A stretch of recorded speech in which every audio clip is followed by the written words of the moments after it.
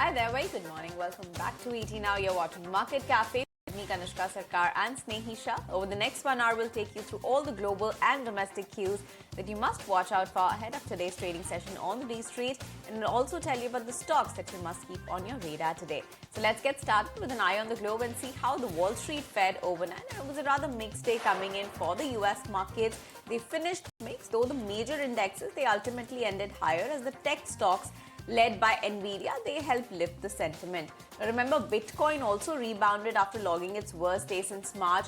Still, it was a choppy session on Wall Street. The S&P 500 and Dow both traded in the red in intraday, whereas Nasdaq, that move along the flat line as uncertainty around the AI trade that persisted. Now, as for the moves, S&P 500 lost about, it gained about 0.5%, whereas the Nasdaq Composite, that gained about 0.3%, whereas the Dow Jones Industrial Average, that also ended about a percent. Now, that's now investors are watching for a potential year-end rally. December typically favors U.S. equities, and after a downbeat November as well, that was marked by profit-taking in high-flying tech stock names. Now, traders are looking for stability in the month of December, that is. Now, attention is also turning to Federal Reserve December 10 meeting. Now, markets for now, they are pricing in an 89% chance of a rate cut. That's sharply higher than the expectations from mid-November.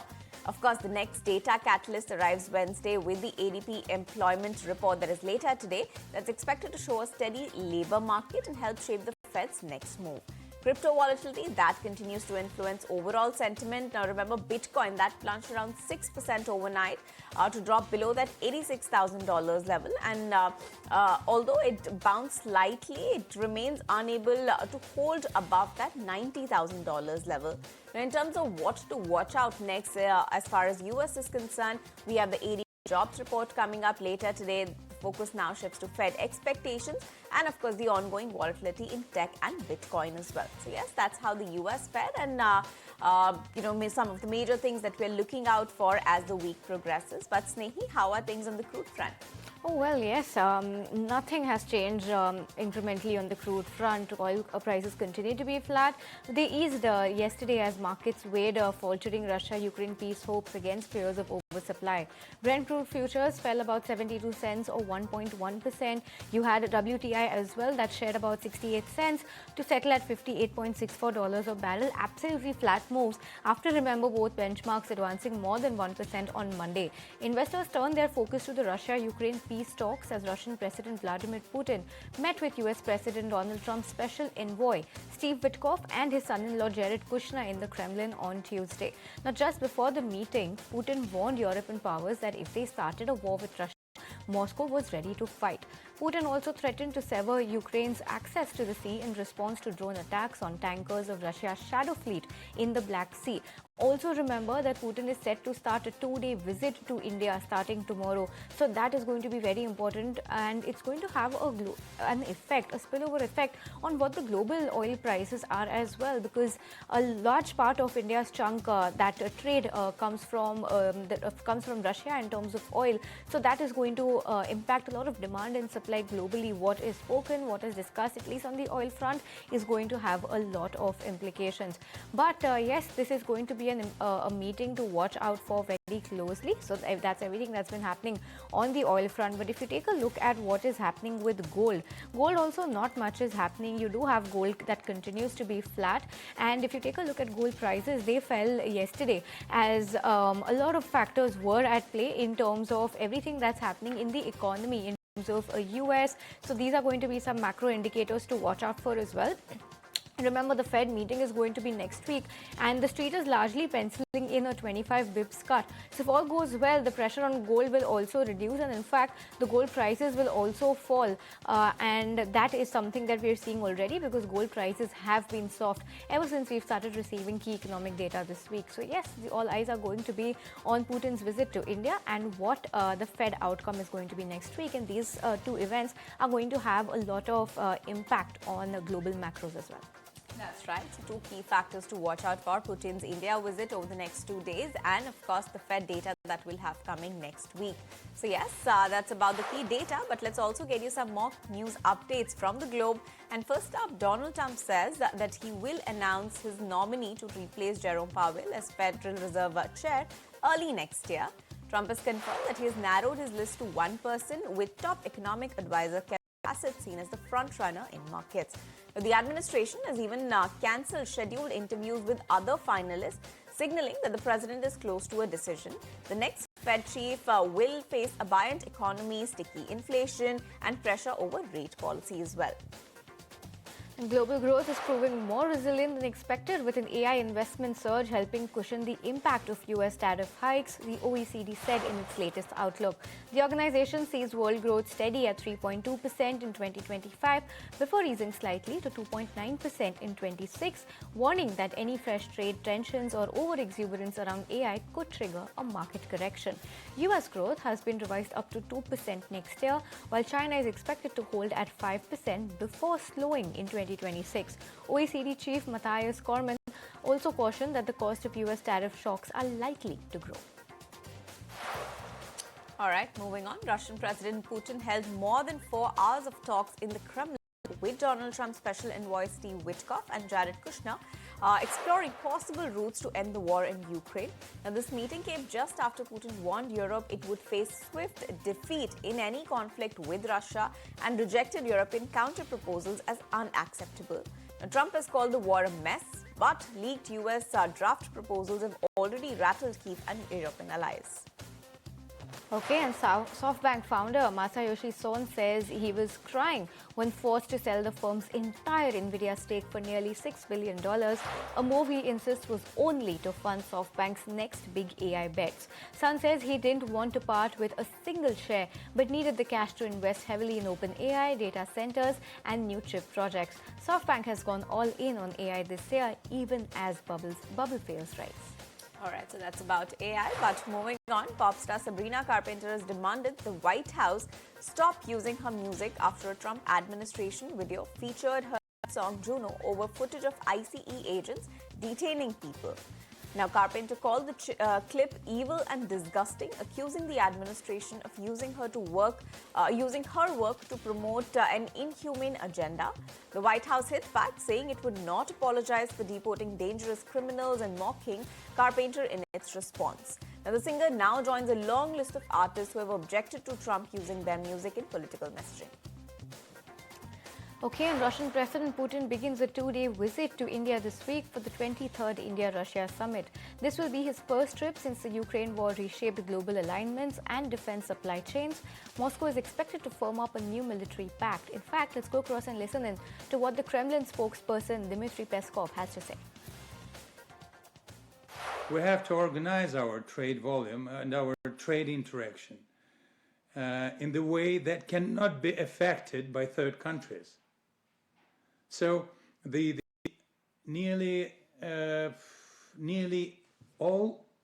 whole volume of our trade relations is being paid by in-national currencies.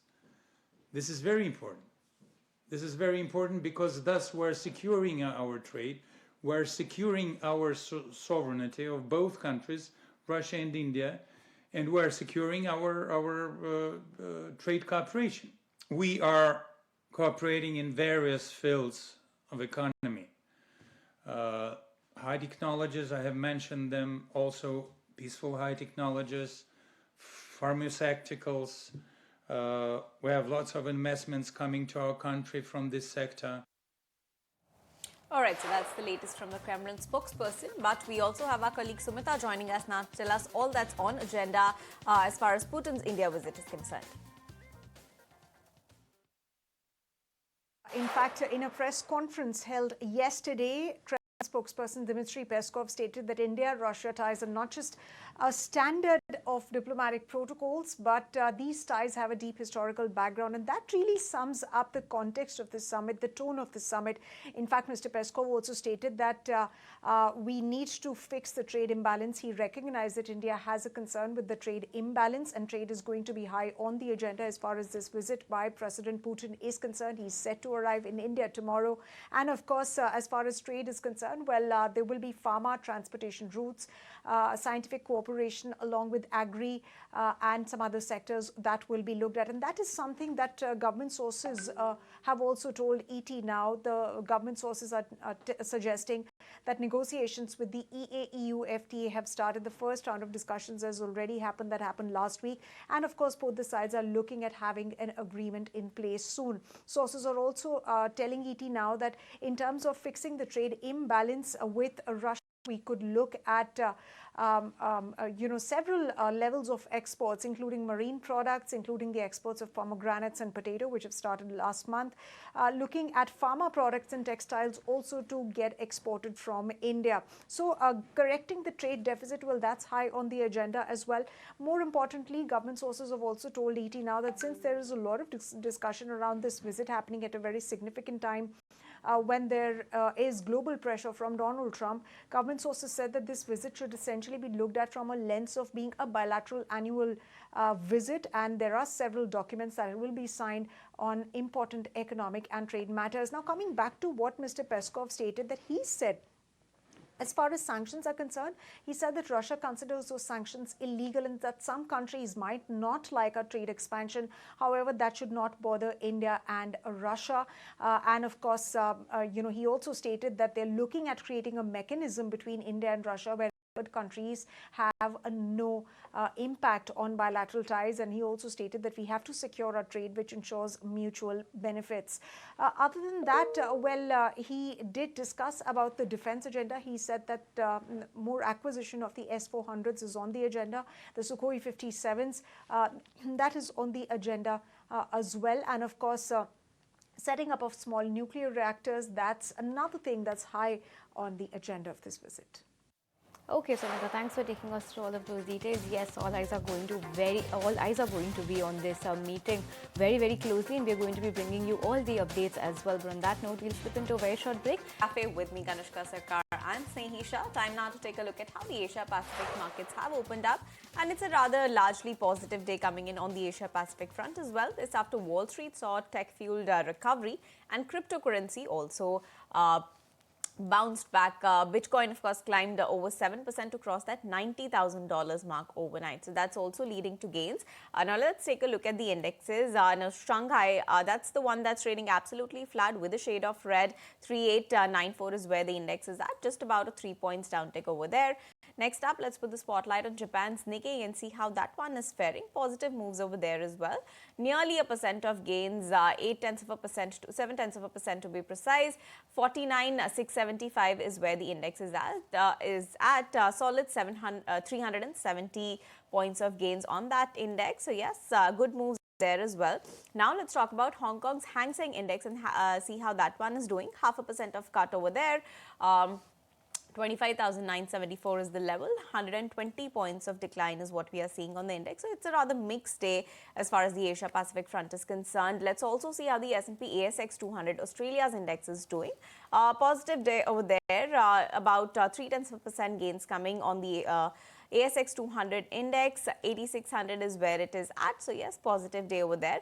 Now let's also put the spotlight on South Korea's Kospi index. Positive moves over there. In fact, it's the one that's leading the gains. More than 1% of gains on Kospi. 4000 is where the index is at. 40 points of gains. Now this after the GDP data is what we saw coming out of South Korea. So that's also weighing on the markets. Now if we talk about India, we gave up all those levels, the record levels that we had seen over the last week, and the initial on Monday as well. We ended below 26,100, 26,032 is where we actually ended.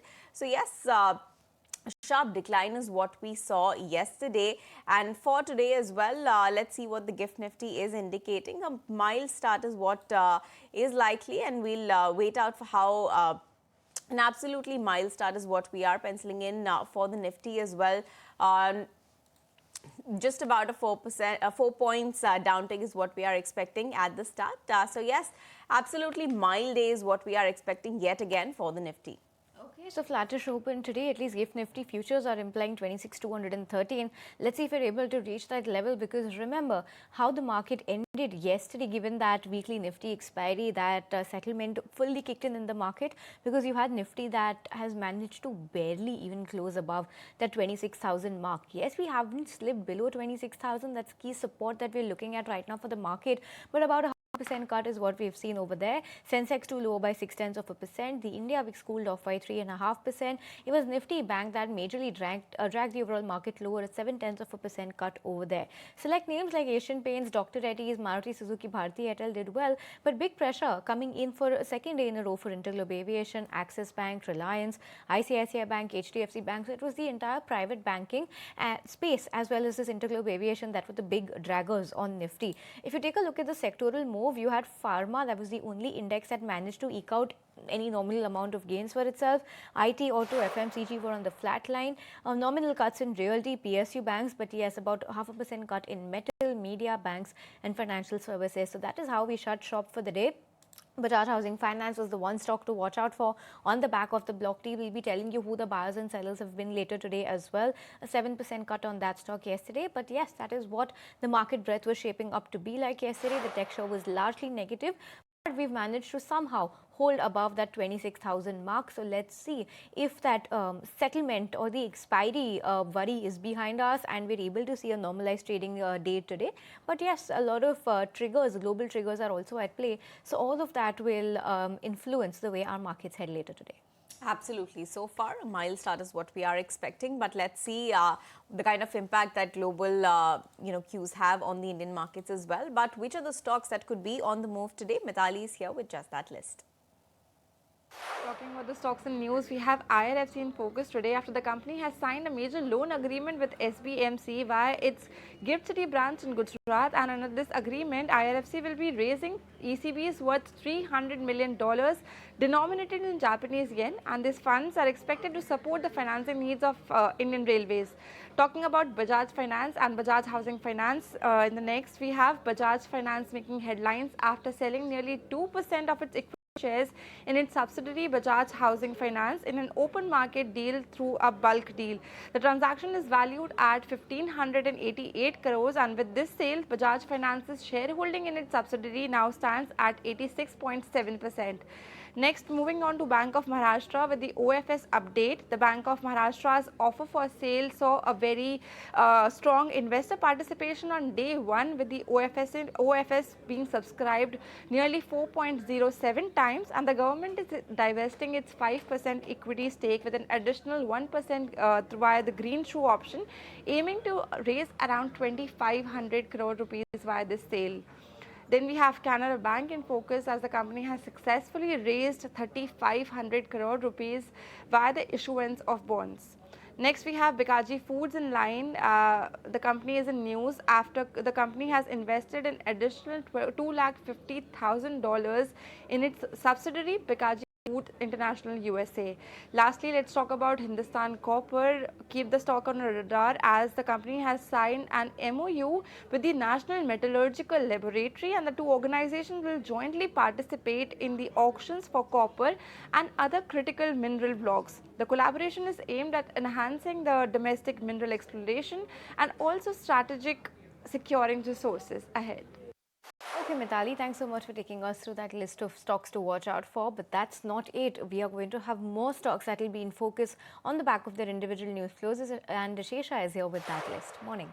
Well, yes, morning. And first up, let's talk about Amanta Healthcare, where 4% equity lock-in expires today. Perhaps some bit of selling pressure is what we could see on this counter. Shifting focus to Bansal Wire then, and a negative news flow has come in because the company has informed the exchanges that they've received show cause notice from GST department amounting to 202 crores. This is for financial year 2021. So back of this show cause notice that they've received from the GST department to the tune of 200 odd crores, we could see some bit of pressure on Bansal Wires as well. CEAT, meanwhile, the board of directors will be considering fundraise via issuance of bonds, and the board meeting to consider this is scheduled to happen on the 5th of December. So keep an eye out on this tire company. And remember, tire stocks in any case have been in focus for the last several trading sessions, will continue to remain in focus today as well. Juniper Hotels, on the back of a block deal that took place yesterday, where Norges Bank has sold a stock worth about 50 odd crores, and this deal took place at 239 rupees per share. So on the back of the stake sale by Norges Bank, keep an eye out on Juniper Hotel as well. Raymond, some management rejig has happened. Board has appointed Rakesh Tiwari as the group CFO. This is with effect from the 3rd of December, which is yesterday. Amit Agarwal has now decided to step down as the group CFO of the company. So management rejig, and Raymond will also be in focus on the back of this. All right, so lots of stocks to watch out for. Thank you, Ashma. Cafe, you're catching us live on ET now. Let's take a look at some of the big developments and the updates that we want to bring to you this morning. And Apple may say no to preloading government Sanchar Sathi app on iPhones sold in India. My colleague Charu is joining us with the details and what the rationale could be behind this. So while we are looking at two sides here, the government side and the consumer side, the side of the public, there is also the industry side, right? There are a lot of companies, the mobile providers who are also involved in the entire thing. So we have come to know that Apple has decided to go up to the government to talk about the order that they came out with on November 28th, that said that all the mobile providers and makers have to have this app installed in the device within 90 days. Now, what is happening is that Apple is deciding to go up to the government to sort of negotiate and find a solution in a way that benefits both the consumers and the government as well as the industry, because in the current format, they are not really able to accommodate this, and that is why more conversation has to take place. All right, so not just Apple, opposition also voiced arguments against the rollout of the Sanchar Sathi app, calling the app a violation of citizens' privacy. Let's listen to what they had to say.